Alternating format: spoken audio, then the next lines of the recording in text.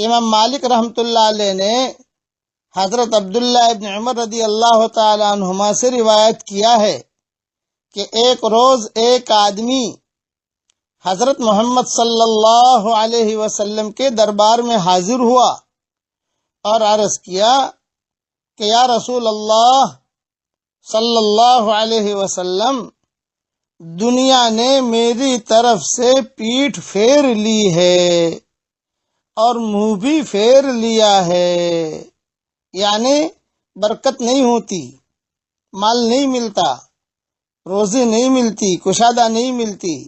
تو حضرت محمد صلی اللہ علیہ وسلم نے اس آدمی کو کہا کہ فرشتوں کی جو نماز ہے اور اللہ کی مخلوق کی جو تسبیح ہے تو اس سے کیوں غافل ہے؟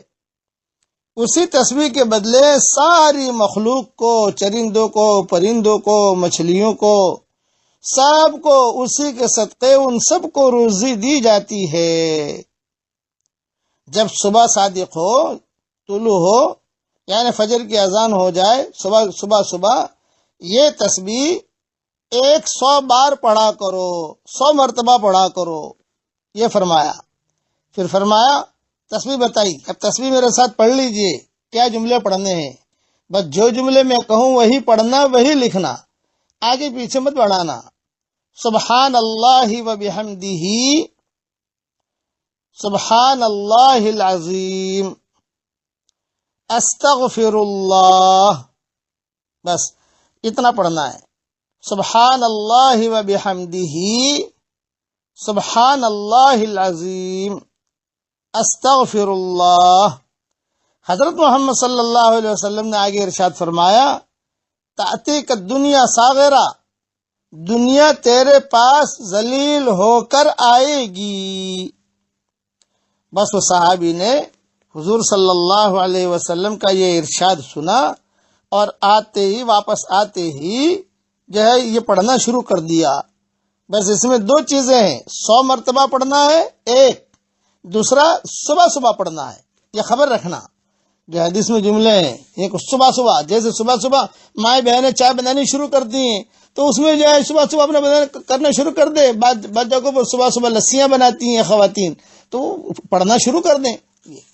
اس میں فجر کی سنت اور فرض کے درمیان پڑھنا یہ حدیث میں نہیں آتا ہے، لیکن ہمارے مشائخ جو ہیں یہ لوگوں کو کہتے تھے کہ وہ وقت زیادہ اچھا ہے، اس لیے فجر کی سنت کے بعد پڑھو۔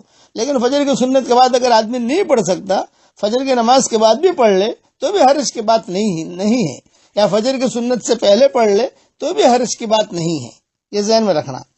تو حضور صلی اللہ علیہ وسلم نے فرمایا کہ وہ آدمی نے یہ عمل شروع کر دیا، وہ صحابی نے جب واپس آیا پوچھا بھی کیا رہا تمہارا، تو فرمایا کہ حضرت اللہ نے بہت برکت دی، اتنی برکت دی کہ اب مجھے اس کے رکھنے کی جگہ بھی نہیں ملتی۔ یہ رزق حلال کے دروازہ کشادہ کرنے کا نبوی نسخہ ہے۔ یہ میں نے میری کتاب مومن کے ہتھیار میں بھی لکھ دیا ہے، وہاں بھی دیکھ لیں، اور اوپر کی کتابوں کے حوالے بھی وہاں دیکھ لیں۔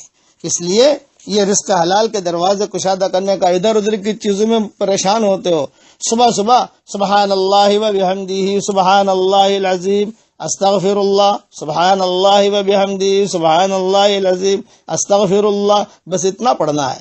اللہ تعالی ہم سب کے لیے حلال مال و منال کے دروازے کشادہ فرمائے، اور اللہ تعالی حرام اور مشتبہ روزی سے ہم سب کی اللہ تعالیٰ پوری حفاظت فرمائے۔ اب 500 سبق ہو گئے ہیں۔ ایک اعلان کرتا ہوں کہ یہ ہمارے سبق جو لوگوں تک پہنچتے ہیں وہ تو پہنچتے ہی الحمدللہ، لیکن اللہ کے فضل و کرم سے یہی سبق جو ہے یوٹیوب پر بھی آ رہے ہیں۔